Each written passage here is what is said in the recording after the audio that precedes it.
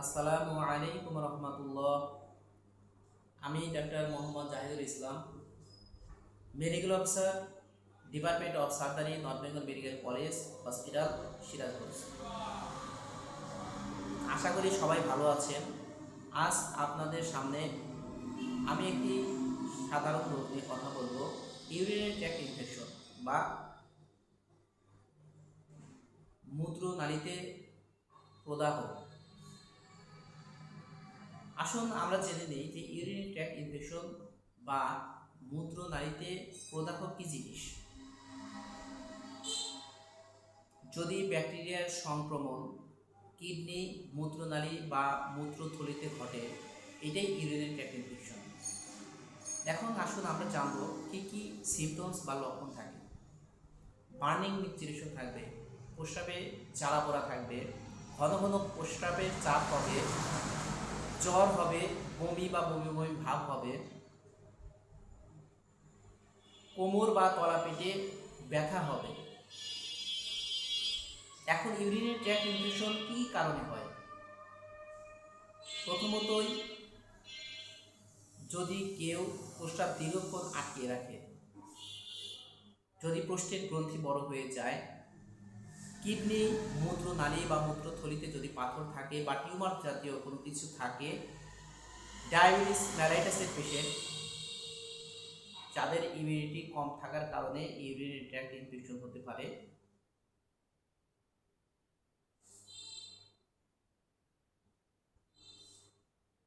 এরপর কিছু কিছু পেশেন্টের ক্ষেত্রে যদি দীর্ঘদিন প্রস্রাবের রাস্তায় নল দেওয়া থাকে, নলে ব্যাকটেরিয়ার সংক্রমণের দ্বারা ইউরিনারি ট্র্যাক্ট ইনফেকশন হতে পারে। এখন আসুন আমরা জানব কিভাবে আমরা এই রোগটা শনাক্ত করতে পারি বা কনফার্ম করতে পারি। প্রথমত আমরা complete blood count, plain X-ray KUB, ultrasonography of whole abdomen, specially lower abdomen,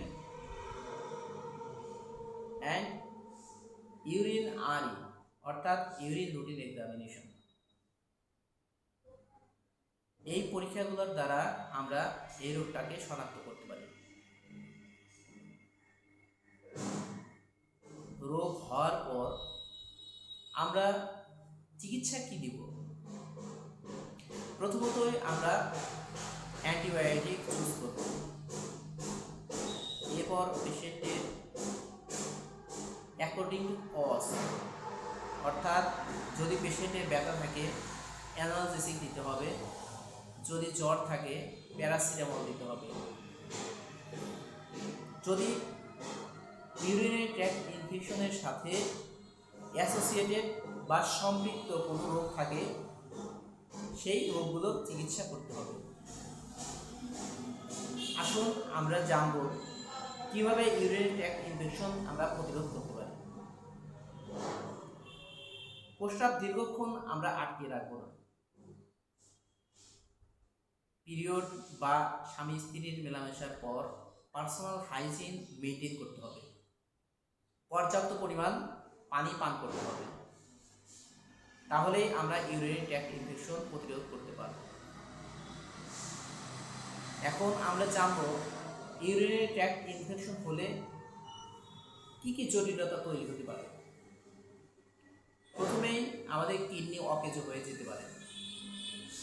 sepsis অর্থাৎ ব্লাডের মাধ্যমে এই ইনফেকশনটা সারা শরীরে ছড়িয়ে পড়তে পারে। প্রোস্টেট গ্রন্থিতে ইনফেকশন হতে পারে।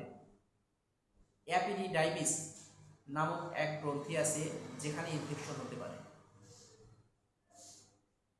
এই জন্য আমরা রোগকে অবহেলা করব না, আমরা নিজেরা সচেতন হই এবং অপরকে সচেতন করার জন্য আমরা এই ভিডিওটা বেশি বেশি শেয়ার করব। সবাই ভালো থাকবেন। আসসালামু আলাইকুম ওয়া রাহমাতুল্লাহ।